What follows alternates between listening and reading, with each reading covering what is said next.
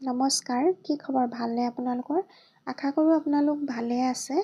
মোৰ এটা নতুন ব্লগলৈ আপোনালোক সকলোকে আদৰণি জনাইছোঁ। এতিয়া মই আহি আছোঁ দীঘাৰু ইক' ৰিজৰ্টলৈ বুলি, আৰু আশা কৰোঁ আপোনালোকে ভিডিঅ'টো শেষলৈকে স্কিপ নকৰাকৈ চাব, আৰু মই কি কৰোঁ কি নকৰোঁ আপোনালোকক অলপ দেখাবলৈ চেষ্টা কৰি থাকিম। আৰু আহি থাকোঁতে এখন শিলৰ নদী পালোঁ, তাতে ভাবিলোঁ ভৰি হাতখিনি ধুই অলপ ফ্ৰেছ হৈ লওঁ, সেইকাৰণে তাতে নামিলোঁ। আৰু নদীখনৰ পানীৰ শব্দটো শুনিবলৈ ইমান ভাল লাগিছে, আপোনালোকে শুনকচোন।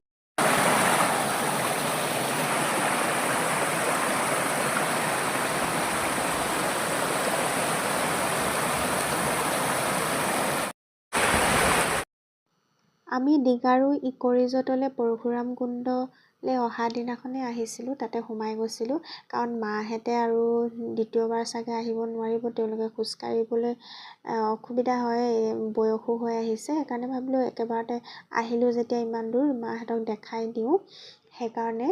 আৰু ৰাস্তাটো এইখিনি ইমান বেয়া, মানুহ আহিয়ে আছিলে বহুত, কিন্তু আমিহে পোৱা দেৰি হ'ল। এইবোৰ দেখিছেনে, যাবলৈ ওলালে মানুহ, আৰু আমি ইয়াত সোমাওঁতে মানে মানুহেই নাই, পিছবেলা হ'ল যে, সেইটো কাৰণে গধূলি হ'বৰে হ'ল।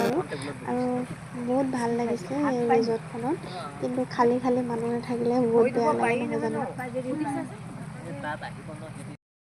ৰিজৰ্টখন খুব ধুনীয়াকৈ আৰু সুন্দৰকৈ সজাইছে, আৰু ইয়াত গৰম দিনত বেছি ভাল লাগিব, নদীৰ যিহেতু নামি পিনে খাব পাৰি। আৰু ইয়াত এতিয়া ঠাণ্ডা দিন যে, ভৰি হাত একদম কোচ খাই গৈছেগৈ, পানীখিনি বহুত ঠাণ্ডা, কিন্তু বহুত চাফা পানী। আৰু আমি নামিলোঁ, মাহঁতে নানামিলে, আৰু মাহঁতৰ বোলে বহুত ভোক লাগিছে, ভাত আৰু ৰুটি পালে খাব, বেলেগ একোৱে নাখায়। ইয়াত আকৌ ভাত ৰুটি একোৱে নহ'ব এতিয়া, আমি সেইকাৰণে যাবগৈ লাগিব। গধূলি হৈও আহিছে, আৰু গ'ল্ডেন পাগোদিয়াটো সোমাবগৈ লাগিব। আৰু দেখিছেনে, মানুহ খাই গুচি গ'লগৈ, আমিয়ে আছোঁগৈ। আৰু ইয়াতে আছে আৰু কেইজনমান। আহি থাকোঁতে ৰাস্তাত কমলা কিনি লৈছিলোঁ, এই কমলাবোৰ খাবলৈ লৈছোঁ, আৰু মুখ শুকাই গৈছেগৈ একেবাৰে, মাহঁতৰ খাবলৈ নাপায় সেইবুলি ক'ব লাগিব। আৰু আহি আছোঁ এতিয়া গ'ল্ডেন পাগোদিয়ালৈ বুলি। আৰু ইয়াত কমলা আমি ভাবিছিলোঁ অৰুণাচলত সস্তা বুলি, কিন্তু বহুত মানে দাম। আৰু সেই কিনাৰে দেখিছিলেনে, ইমান ধুনীয়াকৈ সজাই থৈছে টুমত ভৰাই। আৰু আহি আমি এতিয়া গ'ল্ডেন পাগোদিয়া গেটৰ ওচৰ পালোহিয়ে। পৰশুৰাম কুণ্ডৰ পৰা আহি চাগে সকলোবোৰ মানুহ এই গ'ল্ডেন পাগোদিয়াত সোমাইহে গৈছে। আমিও এতিয়া পাইছোঁহি গেটৰ সন্মুখত। আৰু সেইফালে মন্দিৰটো দেখিছেনে, ধুনীয়া লাগিছে, লাইট জ্বলাই থৈছে। ইতিমধ্যে আন্ধাৰ হ'লেই, আৰু লাইন পাতিবলৈ আৰম্ভ কৰিলে। আমাৰ গাড়ীখন ৰখাবলৈ এতিয়া জেগা হয় নে নহয়, আৰু এইখন মেইন গেটখন পাই গৈছোঁহি আমি।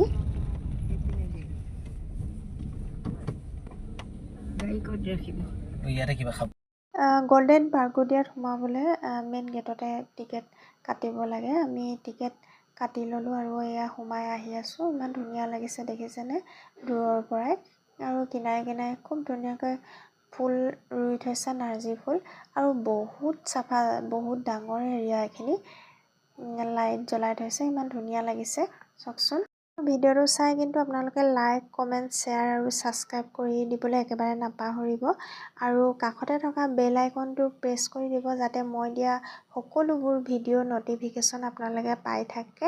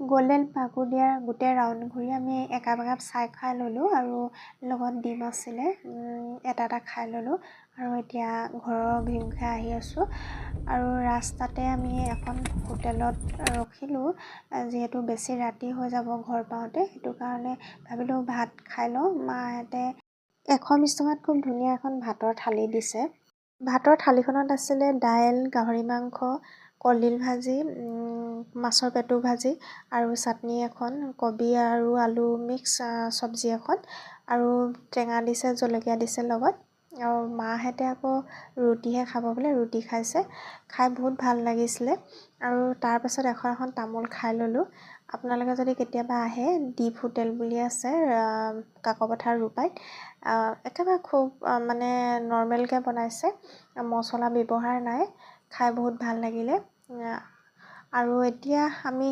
যাওঁগৈ ঘৰলৈ বাইদেউ ঘৰত থাকিব লাগিব নেকি আজি তিনিচুকীয়াত আজিলৈ আপোনালোকৰ পৰা বিদায় লৈছোঁ আকৌ এটা নতুন ভিডিঅ'তে আপোনালোকক লগ পাম আৰু ভিডিঅ'টো চাই কেনে পালে জনাবলৈ একেবাৰে নাপাহৰিব আজিলৈ বাই বাই